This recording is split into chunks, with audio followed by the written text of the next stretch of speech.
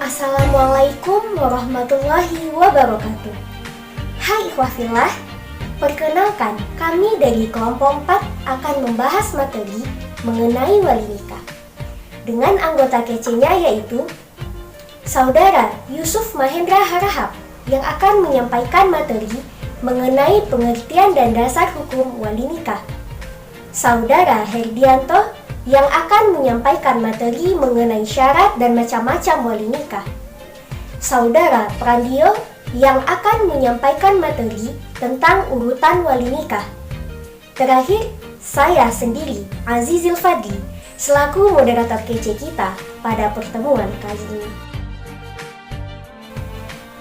Selanjutnya, yuk kita simak penyampaian materi dari para pemateri kita.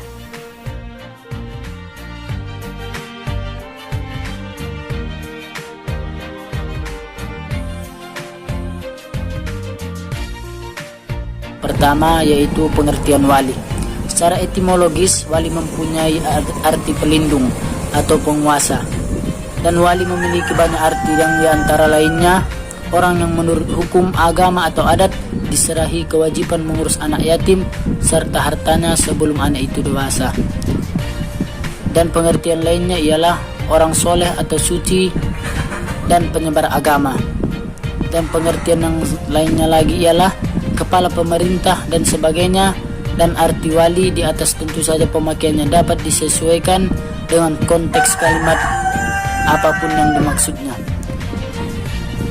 Baiklah, untuk poin yang kedua yaitu dasar hukumnya. Di dalam Al-Quran, Allah Subhanahu wa Ta'ala berfirman yang artinya, kemudian apabila telah habis iddahnya, maka tiada dosa bagimu para wali membiarkan mereka berbuat terhadap diri mereka sendiri. Dan di dalam ayat lain yang artinya, dan janganlah kamu menikahi wanita-wanita musyrik sebelum mereka beriman. Quran Surah Al-Baqarah ayat 221. Dan di dalam hadis juga Nabi SAW bersabda yang artinya, Aisyah berkata, Rasulullah SAW bersabda, siapapun wanita yang menikah tanpa izin walinya, maka nikahnya itu batal. Jika suaminya telah menggaulinya, maka mahramnya adalah untuknya wanita karena apa yang telah diperoleh darinya. Kemudian apabila mereka bertengkar, maka penguasa menjadi wali bagi orang-orang yang tidak mempunyai wali. Hadis riwayat Tirmizi. Mengenai perwalian ini, KHI memperincikan sebagai berikut. Di dalam pasal 107, perwalian hanya terhadap anak yang belum mencapai umur 21 tahun dan atau belum pernah melangsungkan pernikahan. Di dalam pasal 108, orang tua dapat mewasiatkan kepada seorang atau badan hukum untuk melakukan perwalian atas diri dan kekayaan anak atau anak-anaknya sesudah ia meninggal dunia. Di dalam pasal 109, pengadilan agama dapat mencabut hak perwalian seseorang atau badan hukum dan memindahkannya kepada pihak lain atas permohonan kerabatnya. Bila wali tersebut pemabuk, penjudi, pemboros, gila atau melalaikan atau menyalahgunakan hak dan wewenangnya sebagai wali demi kepentingan orang yang berada di bawah perwaliannya. Dan di dalam pasal 110, wali berkewajiban mengurus diri dan harta orang yang berada di bawah perwaliannya dengan sebaik-baiknya dan berkewajiban memberikan bimbingan agama, pendidikan dan keterampilan lainnya untuk masa depan orang yang berada di bawah perwaliannya. Dan di dalam pasal 111, wali berkewajiban menyerahkan seluruh harta orang yang berada di bawah perwaliannya bila yang bersangkutan telah mencapai umur 21 tahun atau telah kawin. Dan di dalam pasal 112, wali dapat menggunakan harta orang yang berada di bawah perwaliannya sepanjang diperlukan untuk kepentingannya menurut kepatutan atau bil ma'ruf kalau wali itu fakir.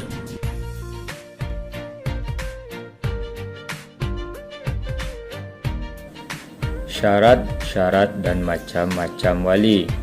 Seperti yang kita ketahui bahwa dalam suatu wali harus memiliki syarat supaya sahnya suatu pernikahan. Bagaimana pulakah dengan syarat wali ini? Seperti yang kita ketahui bahwa syarat wali yang pertama, wali itu harus seorang laki-laki. Artinya perempuan tidak boleh menjadi wali. Dan yang kedua, syarat wali itu adalah harus beragama Islam. Orang non-muslim tidak boleh menjadi wali. Dan yang ketiga adalah syarat menjadi wali itu berakal. Artinya orang gila tidak boleh menjadi wali dalam suatu pernikahan. Sebab bagaimana orang gila tersebut bisa menjadi wali? Karena untuk mewalikan dirinya sendiri ia tidak sanggup. Dan yang keempat adalah syarat wali itu merdeka. Artinya ia tidak budak. Dan yang kelima, syarat wali itu adalah adil. Artinya wali itu tidak berat sebelah, sehingga nanti tidak ada yang dirugikan, baik itu dari pihak yang mempelai laki-laki atau pihak mempelai perempuan. Dan yang terakhir, syarat wali itu tidak fasik. Orang fasik tidak boleh menjadi wali atas orang yang muslim, karena itu nampaknya nanti sangat berbahaya. Yang kedua adalah macam-macam wali. Seperti yang telah kita ketahui, wali itu tidak satu, tapi ada tingkatannya, atau yang kita kenal dengan stratifikasinya atau berjenjang itu. Yang mana kita kenal macam-macam wali. Wali nikah ini merupakan salah satu rukun dan syarat sahnya pernikahan. Adapun macam-macam wali nikah itu, yang pertama wali nasab. Apa pula pengertian dari wali nasab itu? Siapa-siapa saja wali nasab itu? Wali nasab itu adalah wali yang berhubungan talian darah atau nasab. Nasab itu kan tali darah dari pihak ayah dengan perempuan yang akan nikah. Orang-orang yang termasuk ke dalam wali nasab ini juga dibagi menjadi dua. Di antaranya, yang pertama itu adalah wali akrab, atau yang lebih kita kenal dengan wali yang dekat itu dengan perempuan, hubungannya dengan perempuan. Siapa saja yang terdiri dari wali akrab itu? Yang pertama itu ya ayah kandung. Yang kedua, ayah dari ayah. Apa maksudnya ayah dari ayah? Ayah dari ayah itu adalah kakek. Kalau definisinya atau tingkatannya kepada kita itu kakek. Yang kedua adalah wali ab'ad. Wali ab'ad ini adalah wali yang jauh. Siapa saja itu? Yang pertama itu ya saudara laki-laki kandung. Yang kedua saudara laki-laki seayah. Yang ketiga anak saudara laki-laki kandung, anak saudara laki-laki seayah, paman kandung, anak dari paman kandung, dan yang terakhir adalah anak paman seayah. Yang kedua adalah wali mu'tiq, atau kita kenal juga dengan sebutan wali maula. Apa wali maula itu? Wali maula adalah orang yang menjadi wali terhadap perempuan bekas hamba sahaya yang dimerdekakannya. Dan selanjutnya adalah wali hakim. Wali hakim adalah orang yang menjadi wali sebagai hakim. Apa maksudnya sebagai hakim? Atau wali hakim itu juga bisa didefinisikan penguasa yang diangkat oleh negara yang telah ditauliahkan sebagai wali hakim. Dan selanjutnya adalah wali tahkim, atau lebih kita kenal juga dengan sebutan wali muhakkam. Wali muhakkam adalah orang yang telah diangkat oleh kedua calon mempelai, baik itu calon mempelai laki-laki ataupun calon mempelai perempuan, untuk melangsungkan akad pernikahan. Kenapa bisa terjadi hal demikian? Karena apabila suatu pernikahan yang seharusnya dilaksanakan oleh wali hakim, padahal di tempat itu tidak ada wali hakim, maka yang berhak melangsungkan pernikahan itu adalah wali tahkim atau wali muhakkam. Bagaimana pula caranya? Caranya yaitu calon suami mengucapkan tahkim kepada seseorang dengan ucapan contohnya seperti ini. Saya angkat bapak untuk menikahkan saya dengan si, kita ambil namanya misalnya Ani. Si Ani dengan maharnya bla bla bla bla, dan putusan bapak saya terima dengan senang hati.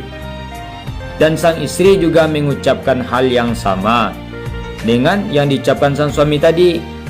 Lalu orang tadi menjawab, saya terima tahkim ini. Kenapa hal wali tahkim ini bisa terjadi? Apa sebabnya? Hal ini terjadi apabila wali nasab tidak ada atau wali nasab itu ghaib. Dan yang kelima adalah wali mujbir. Wali mujbir adalah wali yang berhak menikahkan perempuan yang diwalikan kepadanya tanpa menanyakan pendapat perempuan itu terlebih dahulu, tanpa harus adanya kesepakatan antara wali dengan perempuan yang terlibat dalam pernikahan atau calon mempelai perempuan. Apa contohnya? Contohnya adalah hak seorang ayah untuk menikahkan anak gadisnya. Jadi di sini ditekankan yang bakir ya, atau anak gadis. Istilahnya maaf kata wanita yang masih perawan. Jadi di situ wali mujbir berhak menikahkan tanpa harus persetujuan dari wanita yang bersangkutan. Tapi kalau seandainya wanita itu sayyid atau wanita itu sudah janda, maka wali mujbir tidak berhak. Artinya wali-wali yang lain harus juga mengetahui tentang hal itu. Dan setelah hal itu terjadi atau wali yang lain sudah tahu, baru boleh dilangsungkan pernikahan. Dan yang terakhir adalah wali adlal. Apa pula pengertian wali adlal ini? Wali adlal adalah wali yang tidak mau menikahkan wanita yang sudah balik, yang akan menikah dengan lelaki yang sekufu dengannya, maka itulah yang dinamakan dengan wali adlal.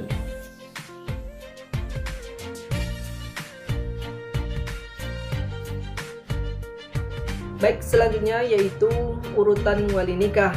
Di antara orang yang dapat menjadi wali bagi calon mempelai wanita yaitu yang pertama ayahnya, yang kedua kakeknya atau ayah dari ayahnya, dan terus ke atas. Ketiga, anak laki-lakinya, cucu-cucu laki-lakinya atau garis keturunan ke bawah dan terus ke bawah. Yang keempat yaitu saudara laki-laki sekandung, seayah maupun seibu. Yang kelima, saudara laki-laki seayah. Yang keenam, anak laki-laki dari saudara laki-laki baik sekandung maupun seayah saja. Yang ketujuh, paman atau saudara kandung ayah. Kedelapan, paman dari saudara seayah dengan ayahnya. 9, anak laki-laki dari paman sekandung dengan ayah atau hanya seayah dengan ayahnya. Kemudian yang ke-10, anak laki-laki terdekat dari saudaranya yang ada, dilihat dari garis ahli warisnya. Kemudian yang ke-11, majikan yang memerdekakannya. Ke-12, orang yang berkuasa yang dapat mempercayai hakim. Yang dapat dipercayai yaitu hakim. Demikianlah penjelasan dari para pemateri kita pada hari ini. Semoga bisa menjadi tambahan ilmu bagi saya, Anda, dan kita semua. Dengan berakhirnya penyampaian materi dari para pemateri tadi, maka berakhir pula lah video kita pada pertemuan kali ini. Saya Azizil Fadli, mewakili rekan-rekan kece saya, mohon maaf atas segala kekhilafan dan segala kesalahan. Terima kasih. atas segala perhatian. Mohon undur diri. Wallahu muwaffiq ila aqwamit thoriq. Wassalamualaikum warahmatullahi wabarakatuh.